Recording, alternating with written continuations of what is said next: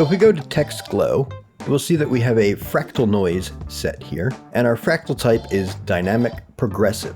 Now let's say we want to switch between these without having to go into our text glow layer. We can go into our text controls. So let's add one of our best buddies in the effects controls, the Dropdown Menu Control. All right, again, we're going to lock this up. We're going to go to our text glow, hit E to open up our fractal noise. Now this drop-down menu, it's a little bit different to set up. All right, so here we have our fractal noise. Our fractal type, we can alt-click on that stopwatch and pick whip it to our drop-down menu. All right, so now if we go into our text controls and we have this menu, we can switch this to item 1, or we can switch it to item 2. Nothing happens. Item 3, something does change. So what this is, item 1, 2, and 3, is looking at our fractal type, item 1, item 2, item 3. So let's set up this drop-down control so that we can actually see the name of the item that we're trying to choose. So down here in our fractal type, we have basic, then we have turbulent smooth, turbulent basic, turbulent sharp. Now in a way, this drop-down menu is kind of a pain because we need to go into edit and we can click on item 1 and let's just name that basic.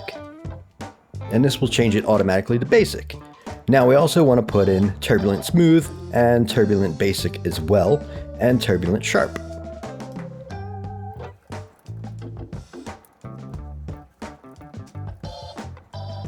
Now to add a fourth item, we can just click on this plus sign right here and we can add our new item. And we'll just copy this turbulent basic, do that, and then just put in sharp. All right, so now we have our 4 ones. And of course, if we want to get all the way back down to dynamic progressive, now we start getting into like the kind of hindrances of this and why it could take longer than actually necessary.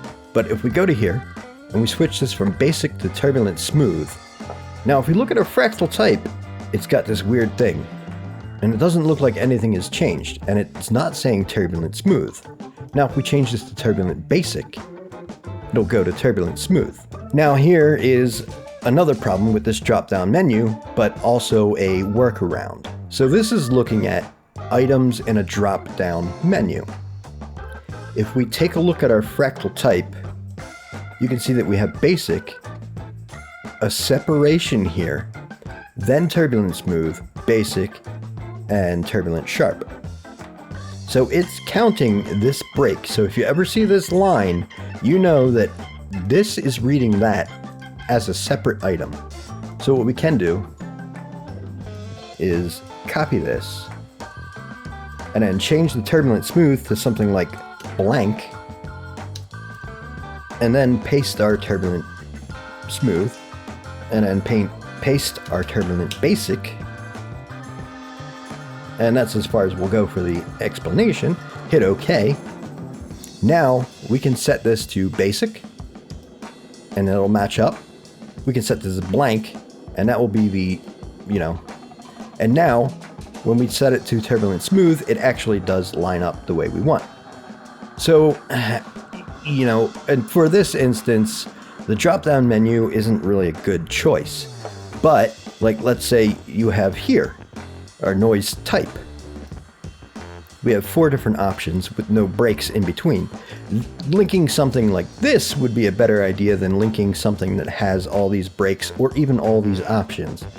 Because if you're wanting to get all the way down to threads, guess what? You gotta put in all of these items plus 3 blank spaces.